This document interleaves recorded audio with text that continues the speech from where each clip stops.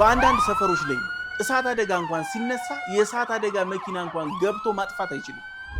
የአርማታ ጥፍጥፍ ነው አስቀምጦ ሄደው አንዳችም ስርዓት ያለው ነገር የለው።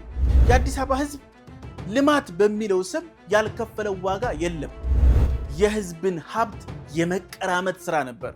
ተዘርፈ ሰው ተገሉ መረጃ ይገኛል።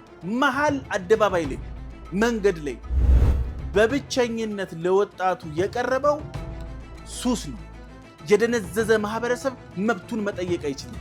የመዝናኛ ቦታዎች አማራጮች ሲመጡ ለካ ወጣቱ ፈልጎ አይደለም ጫት ቤትም መጠጥ ቤትም ያገኘ ነው። ኮንዶሚኒየሞቻችንን ብንመለከት ከፍተኛ የጥራት ችግር አለባቸው። ኢህአዲግ እንደ ካርቶን የደረደራቸው ኮንዶሚኒየሞች መሬት ላይ ነው የምናገኛቸው። ለለፋተኞች የማይገኝ ለደላሎች ደግሞ ተራ ካርታ እቃቃ መጫወቻ ጭምር ነው። ጩኸት በሰፊው የሚለፈፉት ስፖንሰር አድርገው ነው ያለፉበትን ገንዘብ እንደ ቀልድ የሚያፍሱበት ስለሆነም ጭምር ነው። ጥቂት ግለሰቦች በሻምፓኝ እጃቸውን የታጠቡበት ከተማ ነው። ድሃዎች የዕለት ጉርስ የተቸገሩበት ከተማ ማለት አዲስ አበባ ነው። ልብ ሊባል የሚገባው የአዲስ አበባ ሀብት ውሃ ነው። ዓላማው ድሃዎችን ከቦ ማስጨነቅ። ትሰበራለህ። የሚፈለገው እሱ ነው። ምክንያቱም ባንተ ችግር ባንተ ቁስል ስለሚነገር። 22 ፎቁን አቁሟል። እሱ ያለው መቀሌ ነው።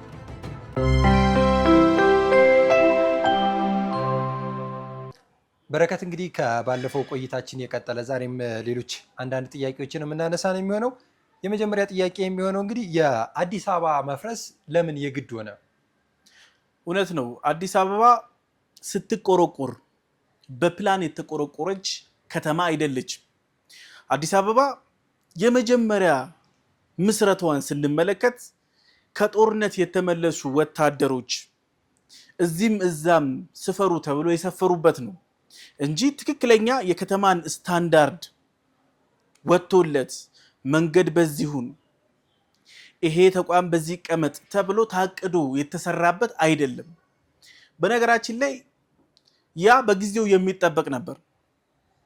ከዛ በኋላ ግን የመጣው ስርዓት ግን ያንን ስርዓት ማስተካከል ፈጽሞ አልቻለም።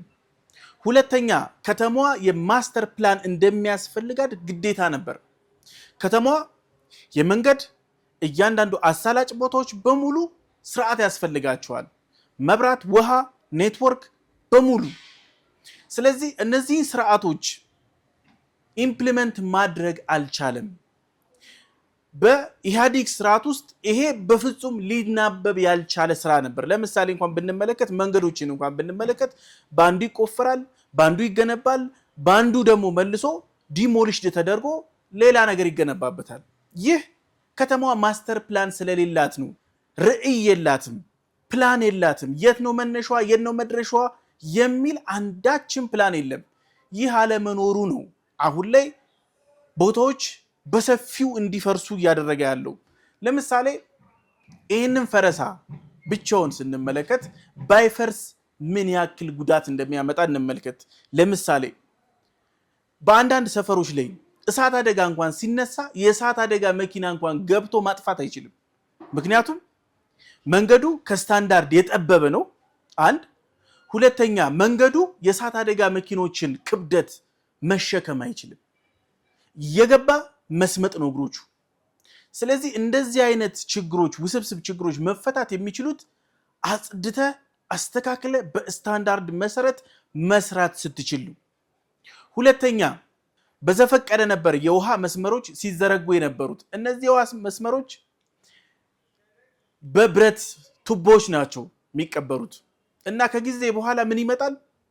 የማርጀት ረስቴ ማድረግ ከአካባቢው አፈርጋ በመዋሃድ ውሃው በራሱ የሚበከልበት ጊዜ ነበር። አንዳንድ ቦታዎች ላይ አይተህ ከሆነ ምናልባት ሶሻል ሚዲያዎች ላይ ሰዎች ቧንቧቸውን ሲከፍቱ የቆሸሸ የደፈረሰ ውሃውን ላይ ይወጣል። ይህ ማለት ከተማዋ በፕላን አለመሰራቷ። በፕላን ብትሰራ ያ መስመር የእርጅና ጊዜው ሲደርስ ተነስቶ በሌላ መቀየር ነበረበት። የዚህን ያክል ውሃ ቧንቧ ቤቱ ጋር ነው ያለው፣ ቴሌ መንገድ የቴሌ ኔትወርክ በየት በኩል እንደተዘረጋ አይታወቅም። የእውር ድንብር ስራ የተሰራበት ከተማ ነበረች አዲስ አበባ። ኢህአዴግ አሳድጊያታለሁ አድጋለች ምናምን ይላል እንጂ ሁኔታውን ስንመለከት የአርማታ ጥፍጥፍ ነው አስቀምጦ ሄደው። አንዳችም ስርዓት ያለው ነገር የለውም። የሀገር ሀብት ኢን ቢሊየን ኢን ትሪሊየን ገንዘብ ከድሃ እናቶች መቀነት የወጣ ግብር እዚህም እዛም አልባሌ ቦታ ላይ የተጣለበት ነበር። ኮንስትራክሽኑን መልሰው በራሳቸው በህዋት ሰዎች እንዲያዝ ይደረጋል። አንዱ ጋር ይቆፍራሉ፣ አንዱ ጋር ይደፍናሉ። ቆፍረው የሄዱትን እንኳን ጉድጓድ የማይደፍኑ ናቸው። ከተማዋ የዚህን ያክል በእንዝላል እጅ ባለቤት አልባ ሆና የቆየች ነች። አዲስ አበባ እጅግ መሰረታዊ ችግሮች ያሉባት ነች። ሌላው ቀርቶ ለምን ይመስልሃል አንድ ቦታ ላይ የእሳት አደጋ ሲደርስ ሌላው ቦታ ላይ በፍጥነት ነው የሚደርሰው? ኤሌክትሪክ መስመር ዝርጋታዎችን ብንመለከት በዘፈቀደ የተለቀቁ ናቸው። በተነካኩ ቁጥር ንፋስ በመጣ ቁጥር የመቆራረጥ ለአደጋ የማጋለጥ ሰፊ እድል ነው ያላቸው። ስለዚህ ይሄ ስታንዳርዱን ጠብቆ ያልተሰራ ያልተገነባ ከተማ ለህብረተሰቡ ጠንቅ ነው። ቅርብ ጊዜ እዚህ መርካቶ አካባቢ በተነሳው እሳት ልብ ብለህ ተመልክተህ ከሆነ የብዙ ወንድሞቻችን ነፍስ ነው የጠፋው። እሳቱ እጅግ ፈጣን ነው። እሳት አደጋ ገብቶ ማጥፋት አይችልም። ሁለተኛ ሰዎቹ ለማዳን እንኳን ጊዜ የለህም። ይህ የሆነው እጅግ ተቀራርበው ስለተሰሩ በተቀጣጣይ ቁሶች ስለተሰሩ ለዚህ ነው ትልልቅ ውድመቶችን ከተማዋ እያጋጠማት ያሉት። ስለዚህ አዲስ አበባ መፍረስ አለባት፣ መሰራት አለባት። እዚህ ላይ አንድ ነገር ልብ ሊባል ይገባል። ከዚህ በፊት የነበረው ፈረሳ ምን አይነት ነበር? ለምሳሌ ከዚህ ቀደም አዲስ አበባ በልማት ስም ብዙ ዋጋ ከፍላለች። አዲስ አበባ የቀድሞ የህወሓት ሰዎች አንድ ሲስተም ይጠቀሙ ነበር፣ ሪል ስቴት። ይሄ ምርጥ ቢዝነስ ነበር። ሪል ስቴት የነመለስ ቤተሰቦች ከተቀሩት ደላሎች ጋር በመመሳጠር ሪል ስቴትን መሰረት በማድረግ ሰፋፊ ቦታዎችን በማፍረስ እነዛ ቦታዎች ደግሞ ለአልሚዎች የሚተላለፉት በነፃ ነው። ግን እነዛ አልሚዎች አንድ ቤት ገንብተው ሳያስረክቡ ሙሉ በሙሉ መሬቱ ይታጠራል። ታጥሮ ከተቀመጠ በኋላ አመታት ካለፉ በኋላ የነዛ ሪል ስቴት ወሬ ከተረሳሳ በኋላ ይቸበችባል ተሸንሽኑ። ይሄ ነበር ሲከናወንበት የነበረው። የአዲስ አበባ ህዝብ ልማት በሚለው ስም ያልከፈለው ዋጋ የለም። ምክንያቱም መነሻው፣ መፈናቀያው፣ መሰደጃው እንዳይናገር በሚዲያዎች እንኳን ድምፁ እንዳይወጣ እጅግ ሰዶ ማሳደድ ውስጥ የገባበት ነበር። ስለዚህ አሁን ላይ የምንመለከታቸው ሰፋፊ ፈረሳዎች የመጀመሪያው ስታንዳርድን ማስቀመጥ ነው። አዲስ አበባ ጭምቅምቅ ያለ ለመሄድ የሚከብድ ለመራመድ የሚሰነፍጥ ሽታ ቤት ገብተ ቤት መውጫው እስቲጠፋ ድረስ ጭንቅንቅ ውስጥ ያለች ከተማ ነች። እቺ ከተማ በዓለም አራተኛዋ የዲፕሎማቲክ ሲቲ ነች። ግዴታ ነው መስተካከል አለባት። ግን ስትስተካከል ከዚህ ቀደም እንደተከፈለው ዋጋ እየተከፈለ አይደለም አሁን ላይ። ምክንያቱም አሁን ላይ ፈረሳ ከተከናወነ በኋላ እዚህ አቧራ እንኳን ተመልክተናል። ሰዎች ከተነሱ በኋላ በቦታዎቸው ላይ ልማት ተከናውኖ ቦታውን እንዲይዙ ይደረጋል። ይህ እጅግ አስደሳች ነገር ነው። ከዚህ በፊት ግን የነበረው ሆነኝ ብሎ የህዝብን ሀብት የመቀራመት ስራ ነበር። ይህ ነበር ለከተማዋ ትልቅ ጠንቅ የነበረው። መፍረስ ደግሞ ግዴታ የሚሆነው ደግሞ ህዝቡ ከዓለም እኩል መራመድ የግድ ይለዋል። ከተማዋ አሁን ላይ የስማርት ሲቲ ስታንዳርዶችን እያሟላች ትገኛለች። ይሄ ቀላል ኢንቨስትመንት አይደለም። ለምሳሌ አዲስ አበባ ውስጥ ተዘርፈ ሰው ተገሎ መረጃ አይገኝም። መሃል አደባባይ ላይ መንገድ ላይ ይሄ መቀረፍ ግድ ይለዋል። ስለዚህ አሁን ላይ የምንመለከታቸው መልሶ ማልማቶች የሲሲቲቪ ካሜራ አለ፣ ኤአይ ቤዝድ ነው ለዛው። ይህ በጣም አስደማሚ ነው፣ ወሳኝ የሚባል ነው። ምክንያቱም የፖሊስ አባላቶች ከተማዋ ላይ ሙሉ ያሉትን ካሜራዎች በሙሉ መቆጣጠር አይችሉም። ስለዚህ ስማርት በመሆናቸው የተነሳ ኤአይን መጠቀም ስለሚችሉ በአጭር ጊዜ ወንጀል ሲፈጸም ከየትኛውም ቦታ ማጣራት ይቻላል። ስለዚህ ከተማችንን እጅግ ሰላማዊ፣ ደህንነቷ የተጠበቀ ማድረግ የመጀመሪያው ዓላማ ነው። ህዝቡ ለ3 አስርተ ዓመታት ዋጋ የከፈለው ይበቃዋል። አሁን የሚካስበት ዘመን ነው። አሁን በመልሶ ልማት ያሉ ቦታዎችን ተመልክተ ከሆነ እጅግ ደሳስ የሚሉ ሰፋፊ ፓርኮችን እየተመለከትን ነው። የስፖርት ማዘውተሪያ ቦታዎችን እየተመለከትን ነው። ወጣቶች ማታ 2 ሰዓት 3 ሰዓት ድረስ ኳስ ይጫወታሉ። ይህንን አተውት ነበር።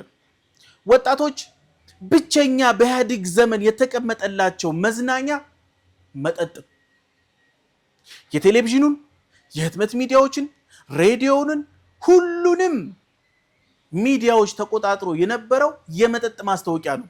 በየወሩ አይደለ እንዴ መጠጥ ፋብሪካ የሚመረቀው አዲስ አበባ ውስጥ? ይህ ማለት ምን ማለት ነው? በብቸኝነት ለወጣቱ የቀረበው ሱስ ነው። የደነዘዘ ማህበረሰብ መብቱን መጠየቅ አይችልም። የደነዘዘ ማህበረሰብ ኃላፊነቱን መወጣት አይችልም።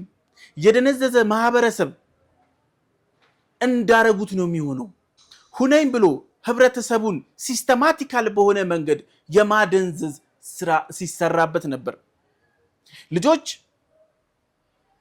ቴሌቪዥን እንኳን በሚመለከቱበት ሰዓት አብዛኛውን ሰዓት የሚመለከቱት ምንድን ነው? የመጠጥ ማስታወቂያ። ከአንዱ መጠጥ ማስታወቂያ አንዱኛው ነው የሚቀጥለው። የዚህን ያክል ህብረተሰቡ ላይ ተሰርቶበታል ሲስተማቲክ በሆነ መንገድ። ስለዚህ አሁን የመዝናኛ ቦታዎች አማራጮች ሲመጡ ለካ ወጣቱ ፈልጎ አይደለም ጫት ቤትም መጠጥ ቤትም ያገኘ ነው። አሁን ፉትሳሎች ሲሰሩ፣ አረንጓዴ ልማቶች ሲሰሩ እነዚህ ቦታ ላይ ያለው ወጣት ተጎትቶ የመጣ አይደለም፣ ፈልጎ የመጣ ነው። ትክክለኛ የአዲስ አበባ ወጣት ፍላጎቱ ይህ ነበር ማለት ነው።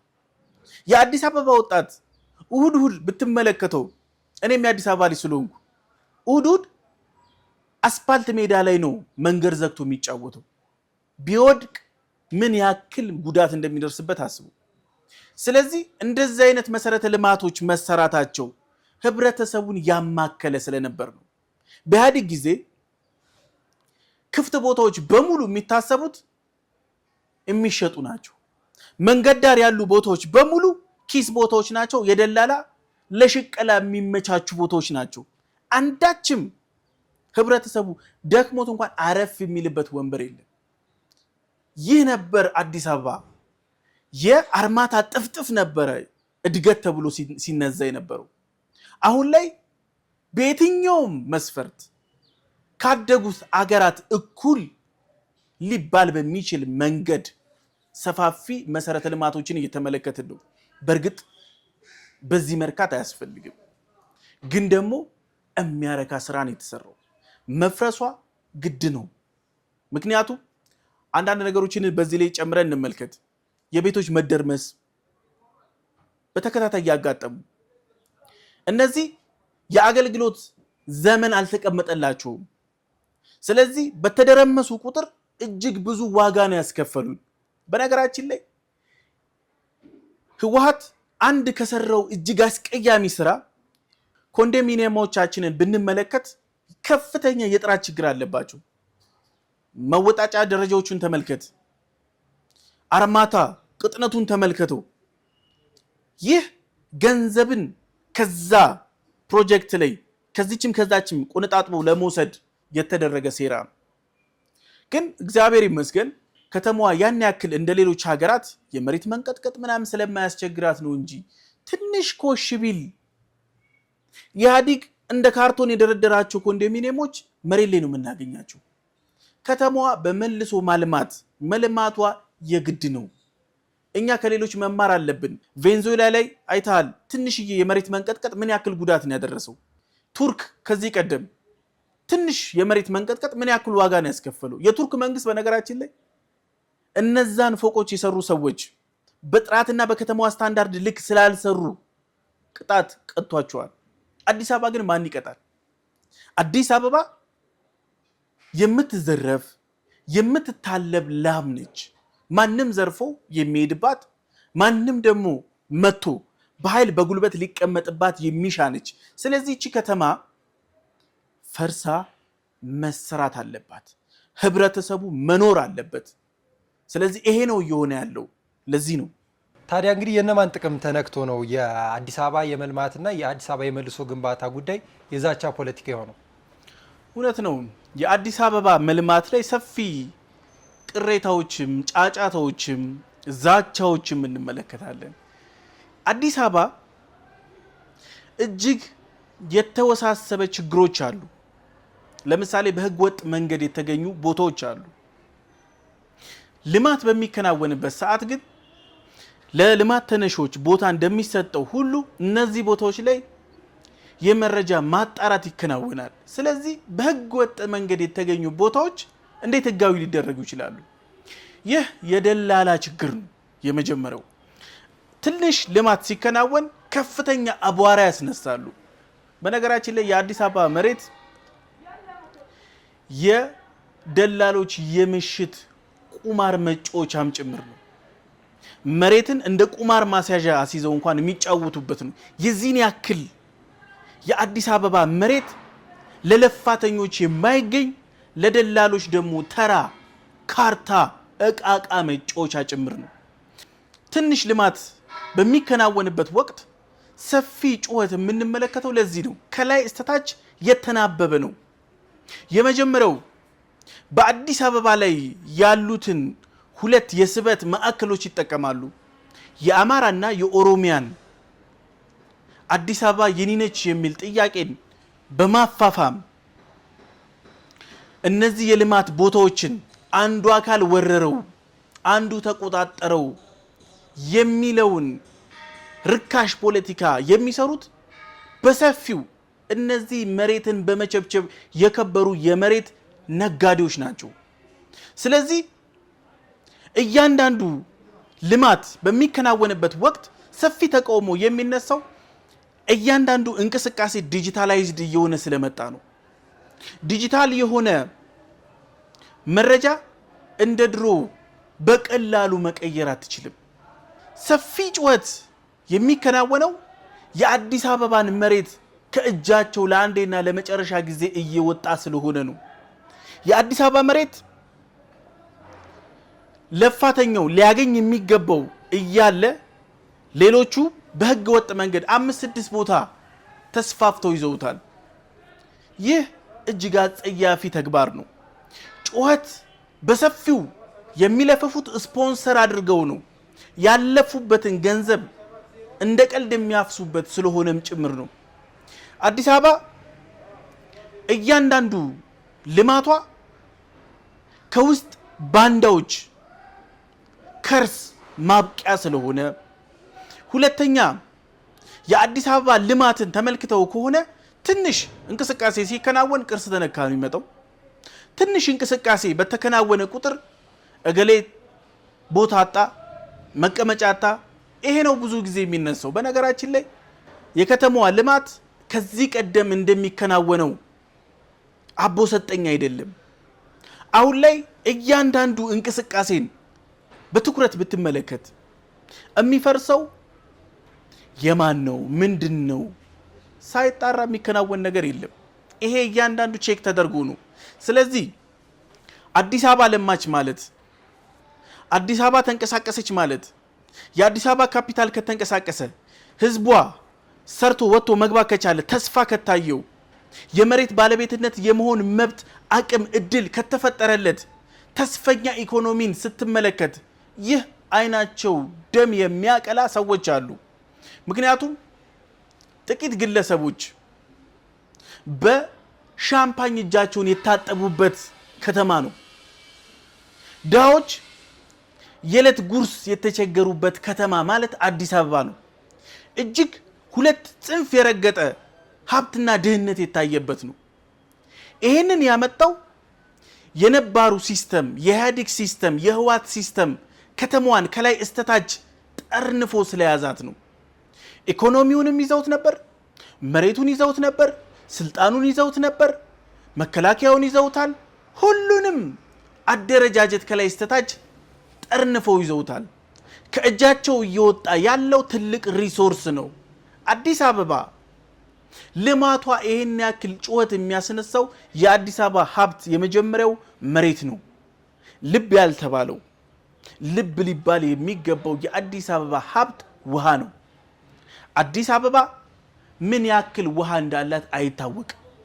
እስካሁን ድረስ አልተጠቀምነው። አዲስ አበባ ትንሽ ጫር አድርገ ውሃ ታወጣባታለህ። ውሃ ማለት በመካከለኛው ምስራቅ ሀገራቶች ብንመለከት እጅግ ውድ ከነዳጅ በላይ ውድ ነው። አዲስ አበባ ኢትዮጵያ የውሃ እናት ተብላ የምትጠራ ሀገር እጅግ ሰፊ የሆነ የውሃ እጥረት ያጋጠማት በዚህ የተነሳ ነው።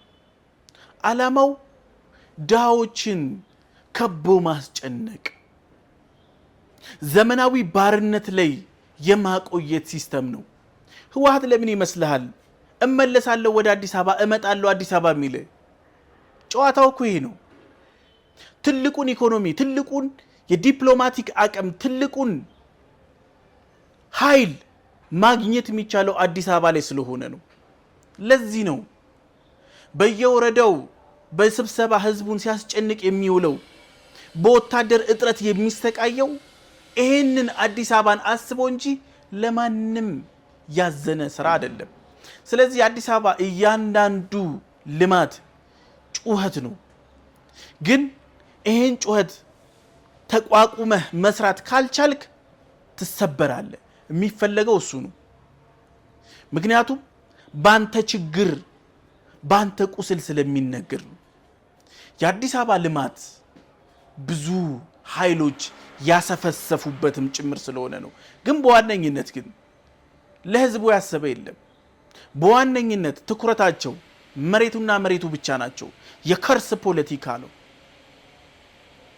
እናቱ ስታለቅስ የአዲስ አበባ ህዝብ በየመንገዱ ጥግ ላይ ተቀምጦ ሲቆዝም የማይጨንቀው ስርዓት ነበር።